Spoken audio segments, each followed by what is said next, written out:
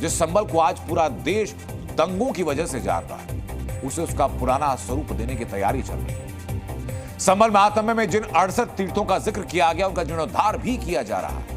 इन तीर्थों में 21वें नंबर का तीर्थ है यम तीर्थ। संभल के यम तीर्थ के जीर्णोद्धार के लिए योगी सरकार ने 1,18,00,000 रुपए की राशि आवंटित की, जिसके बाद इसका स्वरूप बदला जाएगा। इस तीर्थ के हालात अभी क्या है, आगे क्या होने वाला है, मैं बताऊंगा आपको, लेकिन उसके पहले इस तीर्थ का महत्व आपको जानना चाहिए। संभल में जिस यम तीर्थ का जीर्णोद्धार हो रहा है, उसका जिक्र स्कंद पुराण में है। यह संभल के हलूसराय इलाके में है। स्कंद पुराण के मुताबिक यमराज की बहन यमुना ने कार्तिक शुक्ल पक्ष का स्नान करके यमराज को दूध का तिलक किया, जिसके बाद भैया दूज मनाया जाता है। मान्यता यह कि कोई भाई या बहन इस कुंड में स्नान करके इसके फेरे लगा ले तो अगले जन्म में भी भाई बहन रहे। और मान्यता यह कि यम तीर्थ में स्नान करने से यमदूत द्वारा कोई कष्ट नहीं मिलते। मान्यता यह कि यम तीर्थ में स्नान करने के बाद अगर हरिहर मंदिर में सरसों और तेल का दान कर दिया जाए तो स्वर्ग मिलता है। यम तीर्थ की मान्यताएं गहरी, लेकिन संभल में जिस तरह समय के साथ डेमोग्राफी बदली, उसके बाद इस तीर्थ को लोग भूल गए।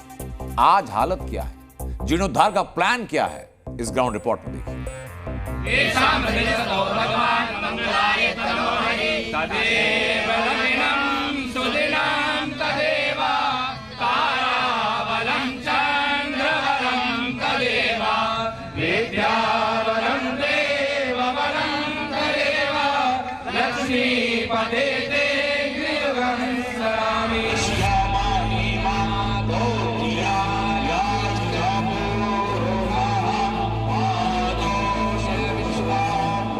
नगरी संभल को पर्यटन के रूप में विकास करने की तैयारी शुरू हो चुकी है और इसी तर्ज पर उत्तर प्रदेश सरकार की तरफ से 1,18,00,000 रुपए दिए गए हैं।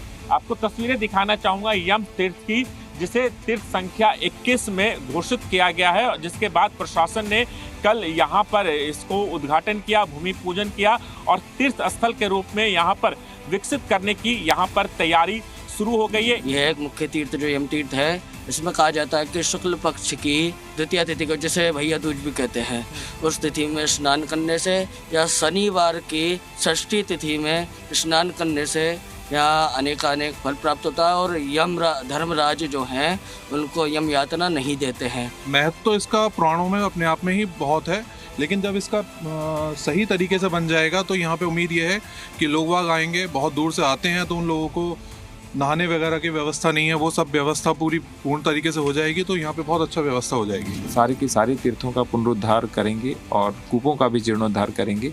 तो उसी क्रम में ये जो यमघंट तीर्थ है, इसका भूमि पूजन किया गया है। जो संभल है उसके 3 कोनों पर 3 शिव मंदिर है, संभलेश्वर, चंद्रेश्वर और भुवनेश्वर, इसलिए भी इसको संभल कहते हैं। तो जब ये विकसित होगा तो तीर्थाटन और पर्यटन के रूप में विकसित होगा और यहाँ ही नहीं, केवल आसपास के क्षेत्रों के लिए भी ये एक आर्थिक आय और आर्थिक स्रोत का कार्य करेगा।